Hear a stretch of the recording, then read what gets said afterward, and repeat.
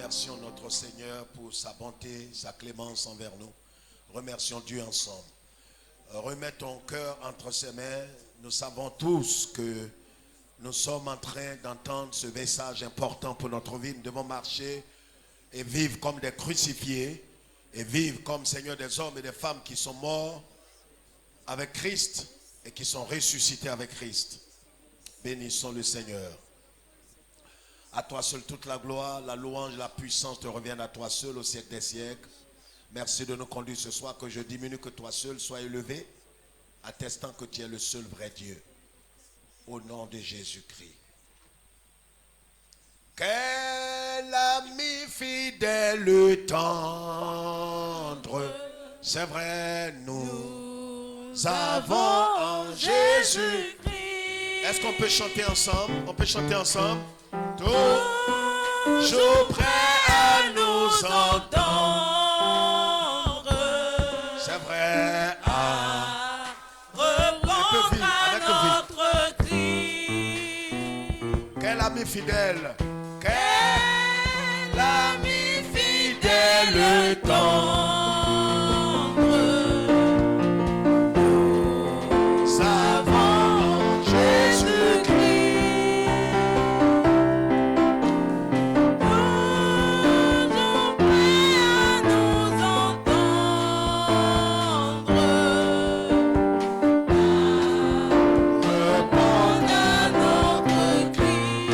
Taper les mains ensemble. Il connaît nos défaillances, la chute de chaque jour. C'est ses exigences.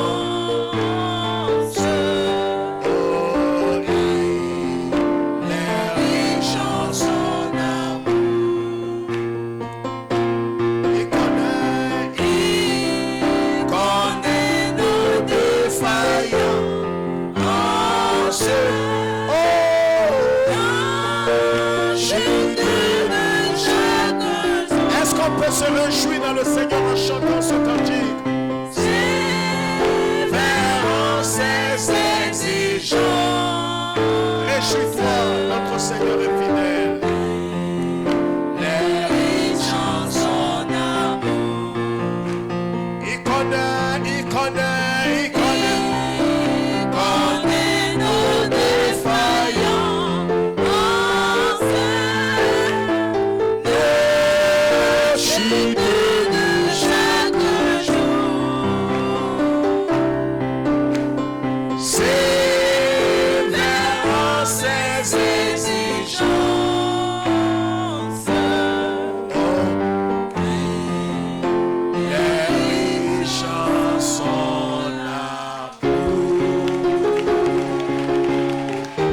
Faire mieux que cela si c'est pour lui. Cela ne t'empêche pas de pousser un cri de joie ce soir. Oui, nous l'aimons. Dieu soit avec nous. J'ai dit que Dieu soit avec nous. Veuillez vous asseoir. Le Seigneur est vivant, il est fidèle. Alléluia. Alléluia. Gloire au Seigneur. Que Dieu vous bénisse, je vous salue au nom du Seigneur. Nous saluons aussi tous ceux qui nous suivent en direct sur Source de Vie TV. Nous prenons nos Bibles en Jérémie chapitre 29. Jérémie chapitre 29, le verset 11 jusqu'au verset 13. Jérémie chapitre 29, le verset 11 jusqu'au verset 13. Nous lisons la parole de Dieu. Car je connais les projets que j'ai formés sur vous, dit l'Éternel, projet de paix et non de malheur, afin de vous donner un avenir et de l'espérance. Vous me chercherez et vous me trouverez si vous me cherchez de tout votre cœur. Amen. Dieu bénit sa parole. Veuillez vous asseoir, frères et sœurs. Voilà la parole de Dieu pour nous ce soir, frères et sœurs. Nous sommes en train de voir un thème capital.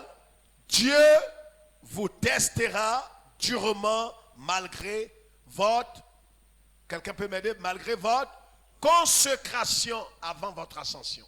Levez la tête. C'est le principe de Dieu. C'est la manière de fonctionner de Dieu. Dieu peut choisir une personne. J'ai dit de lever la tête, madame. Il faut comprendre d'abord ce qu'on est en train de dire. Dieu peut appeler une personne au ministère. Dieu peut appeler une personne au salut. Mais avant de connaître l'ascension, une promotion, une élévation ou une bénédiction dans le temps, Dieu testera. Il va éprouver durement votre foi. Contrairement à ce que plusieurs ont cru, certains se sont dit, quand Dieu t'appelle et quand Dieu te bénit, si réellement tu marches par la foi et que tu respectes les principes de Dieu et que tu respectes les règles de Dieu, il y a des choses que tu ne vas pas vivre dans la foi. Ce n'est pas vrai. C'est une hérésie, c'est un mensonge de Satan. Il y a un homme ici du nom de David, serviteur de Dieu. Dieu l'a choisi de façon authentique et originelle. Vous comprenez? La Bible dit que le prophète Samuel, prophète devant l'Éternel, véritable prophète, est allé dans la maison de son père, le père de David, qui s'appelait Isaïe, Bethlémite. Il est arrivé dans la maison de cet homme, il lui a dit, Dieu m'envoie choisir le roi d'Israël dans ta maison. L'homme lui a dit, je ne sais pas si réellement tu ne t'es pas trompé. Vous savez, quand Dieu veut faire une chose, regarde-moi dans les yeux, les hommes s'opposeront toujours. Ton choix n'a pas été facile. Ton choix vient pour contredire les plans que les hommes ont arrêtés vis-à-vis contre toi. Je parle à quelqu'un. Dieu envoie le prophète de Dieu, le prophète Samuel qui arrive chez Isaïe, et Isaïe a fait défiler ses enfants. Et il a fait passer certainement tous ceux en qui il avait confiance. Mais il n'était pas le choix de Dieu. Vous savez, le choix des hommes n'est pas forcément le choix de Dieu. C'est pourquoi, vous voyez, un homme sensé ne doit pas prendre un mortel comme son appui. Parce que le choix de Dieu ne frappe pas les regards. Vous savez, même dans la société, tous ceux sur qui on a misé, dans des familles, ce n'est pas forcément ceux-là qui ont été des bénédictions. La Bible dit qu'à la fin, Dieu s'est choisi David qui était au champ, nous l'avons dit, et rappelez l'histoire le dimanche à notre assemblée ici. David n'était pas préparé. Vous savez, quand Dieu vous choisit, vous n'êtes pas forcément préparé. Ce n'est pas forcément des gens qui remplissent toutes les conditions, les critères que les hommes se sont donnés. Ils ont élaboré des critères. Quand tu regardes ces critères, en vérité, ces critères t'éliminent. Mais vis-à-vis de Dieu, Dieu t'a choisi. Les critères des hommes t'éliminent, mais les critères de Dieu vont te choisir. Non, ce n'est pas de toi je parle. Il me regarde avec les grands yeux. Ce n'est pas de toi. Toi, tu as des diplômes. Toi, tu es tellement sûr de toi que tu t'es dit, certainement que Dieu t'a choisi. Et c'est pourquoi, vous voyez, le père de David, Isaïe, qu'est-ce qu'il a fait? Il est venu avec ses enfants les plus respectés. Vous savez que quand il y a un combat, on amène les chevaux les plus avisés. Il est venu avec ses enfants les plus ouins, les plus choisis. Mais Dieu les a refoulés. Ils sont allés chercher David, ils sont allés... Et le prophète leur a dit, vous n'avez pas, il a dit à Isaïe, tu n'as pas d'autre enfant ici? Et il lui a dit certainement que j'ai un enfant, mais il n'est pas préparé, il n'est pas digne d'être roi, il n'est pas royal. Regarde, à ton sujet, les gens diront des choses. Mais les dits des hommes ne va pas déterminer ton destin. Quelqu'un peut te traiter de pute, d'imbécile, de chien. Quelqu'un peut te traiter des plus pires injures. Mais ça ne va pas conditionner ta vie. On peut te déconsidérer. Mais regarde, ce que l'homme dit de toi ne conditionne pas ton lendemain. Ils sont allés chercher David. David est revenu. Et David dit, papa, il y a quoi? Il y a quelque chose ici. J'ai oublié quelque chose. Est-ce que papa, j'ai oublié quelque chose? Il dit, non, c'est tonton là qui t'a appelé.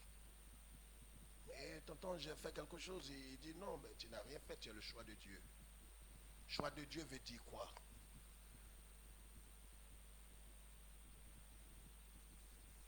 L'homme regarde. C'est Dieu qui voit.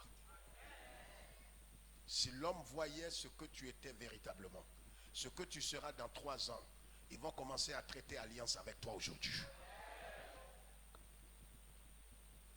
Si l'homme voit réellement, si Dieu ouvre un pan et que l'homme voit ce que tu vas devenir dans 2 ans, dans 3 ans, dans 4 ans, et c'est pourquoi très souvent nous disons aux sœurs, faites très attention dans votre choix. Parce que l'homme que vous voyez aujourd'hui, dans son alpha, vous ne le voyez pas dans son oméga. Faites attention. C'est pourquoi beaucoup de sœurs sont passées à côté du temps de leur visitation. Elles ont banalisé des gens. Toi, c'est toi qui veux de moi. Et où est ta voiture? Je veux savoir si tu payes dîme même combien. Parce que là, elle va multiplier la dîme.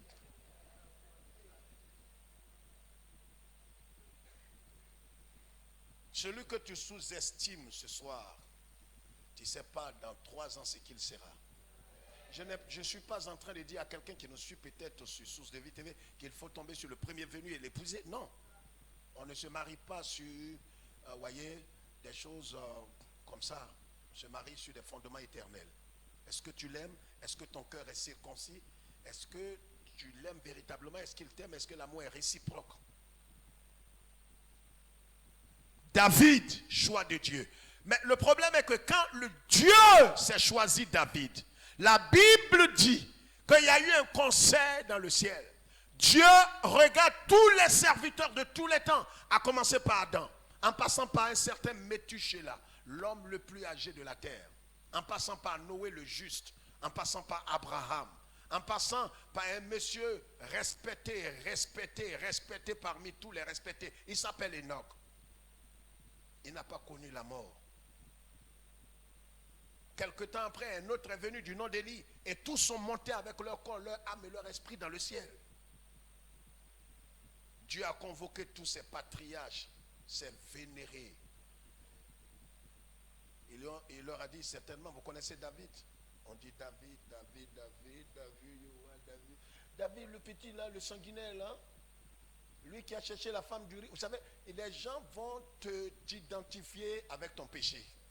Ils vont t'identifier avec ton handicap. Je ne vois pas quand tu dis rose. La grosse là, diabétique là. Oh, la soeur célibataire qui pleure beaucoup là. Oui, c'est la célibataire là qui a le choix de l'Éternel là. Ils vont t'identifier, même les apôtres. La femme qui perdait du sang, on ne connaît pas son nom. On l'a appelée la femme qui perdait du sang. Et regarde, quand tu es malade, on ne cherche pas ton nom. Ils vont t'identifier avec ton handicap. Le maigre là. Oh, je vois la soeur qui demande l'argent dans l'église là.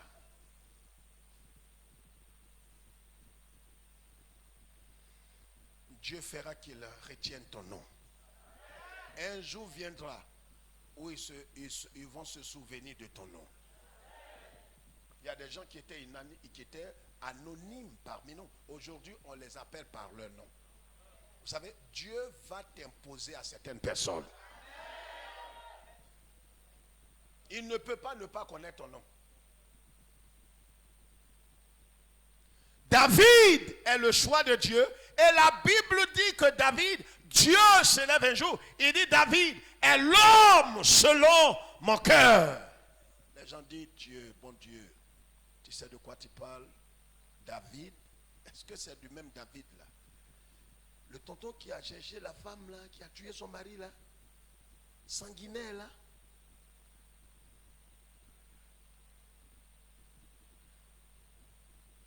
David a fait des choses dans la vie, des choses inexplicables. Il a envoyé des guerriers aller dans le camp des gens comme Boko Haram. Il leur a dit, vous allez aller là où les gens de Boko Haram sont assis. Allez, vous allez puiser l'eau qui est entre leurs jambes et vous ne prenez pas l'eau, vous allez les venir avec les prépuces. C'est-à-dire qu'il faut les circoncire de force. C'est une manière de dire, allez, ils vont vous tuer. Boko Haram, tu vas le circoncire. Mais c'est que pour le circoncire, il faut le vaincre. Ces guerriers sont allés, ils sont venus à elle les prépuces, au moins 100. Ils ont dit, David, voici les prépuces là. Voici l'eau qu'on a puisée au sein de leurs jambes. David ne boit pas, il fait ça. Il n'y a pas quelqu'un comme David. Les enfants disent, il n'y a pas l'homme pour David. David, c'est le béni de Dieu. Dès que Dieu l'a choisi, voyez, quand Dieu choisit un homme et qu'il investit en lui son autorité, son onction, sa capacité, beaucoup vont jusqu'à dire, hey, si tu sais exercer ta foi, tu vois, c'est parce que tu ne pries pas suffisamment que les problèmes viennent dans ta vie. Non.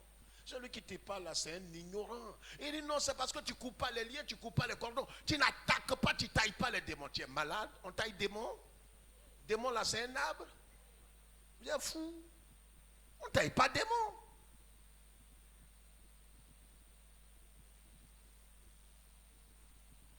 On dit on va les attacher. Tu les attaches ou même quand tu les attaches, ils se détachent. Mais si depuis on a commencé à les attacher, ils restent dans attaché là. Mais il y a longtemps on n'attache plus. Tu les attaches et même ils se détachent.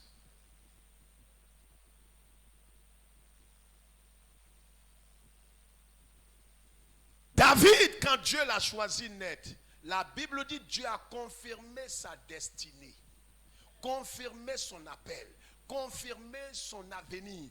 Quand il a fait ça, David s'est choisi 600 hommes, c'est le 1 Samuel 30. Quand il s'est choisi, il leur a dit, restez ici avec moi. Ils étaient dans un lieu qu'on appelait Adoulam. Ils étaient là. Et Dieu l'a choisi là, ouais. Mais le peuple ne le reconnaît pas comme roi. Regarde, Dieu peut te choisir. Les gens auront des signes tangibles que tu es le choix de Dieu, que tu es le canal de l'Éternel. Mais ils ne vont pas fléchir genoux. Ils ne vont pas te reconnaître. Ils vont s'opposer.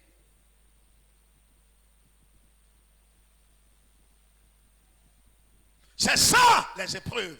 C'est pourquoi, frère, vous pouvez avoir la foi, vous pouvez manifester la foi, vous pouvez avoir l'onction, vous pouvez avoir la capacité surnaturelle de Dieu dans votre vie. Mais Dieu ne s'empêchera pas de vous éprouver durement. Je ne parle plus de Gethsemane 1 que nous avons vu il y a 2-3 mois en arrière. Gethsemane 2 que nous avons vu. Nous avons parlé aussi de véritablement le chemin des rois. Là, nous sommes maintenant dans une élévation élevée. Ce n'est pas du pléonasme. Quand David a été couronné, il a été un roi. Il n'avait pas la couronne encore. Il n'était pas assis sur le trône. Regarde, avant ton ascension, avant que Dieu ne t'intronise, il y a des épreuves que tu vas connaître. C'est comme une agrégation. Et ce n'est pas des choses, non, mon mari, c'est ainsi, tu sais, pasteur, quand mon mari, tu vois, mon mari, il sort, il boit, et quand tu vois, c'est un clochard, et je ne comprends pas, il couche ça, elle est bonne, oh, tout ça, c'est petit, ça, c'est pas épreuve. Ça, c'est une épreuve, c'est un niveau 3. Ce dont on parle, on est dans 12e niveau. Et non seulement il cherche les femmes, mais son vœu, c'est de te tuer. Comment il va t'empoisonner ces temps-ci? C'est ça, il cherche. Mais c'est l'homme-là pour qui tu dois prier. Et tu dois le bénir. Tu ne pries pas pour qu'il meure, mais tu pries pour que Dieu le transforme, parce que c'est l'homme selon ton cœur. J'ouvre un œil. Dis, pasteur, je ne peux pas. L'homme de Dieu, je ne peux plus. Ma prière maintenant est que Dieu le tue pour que je me remarie. Mais pendant que tu pries pour que Dieu le tue, c'est maintenant il va à l'hôpital, on l'examine, on analyse tout. On dit non, sa santé, il n'a plus de cholestérol, il n'a plus ça, le diabète est parti, il est en santé maintenant. Maintenant, il vit maintenant. Regarde, c'est pourquoi les prières de tuer l'homme là, écoute-moi, prière de tuer l'homme, c'est de la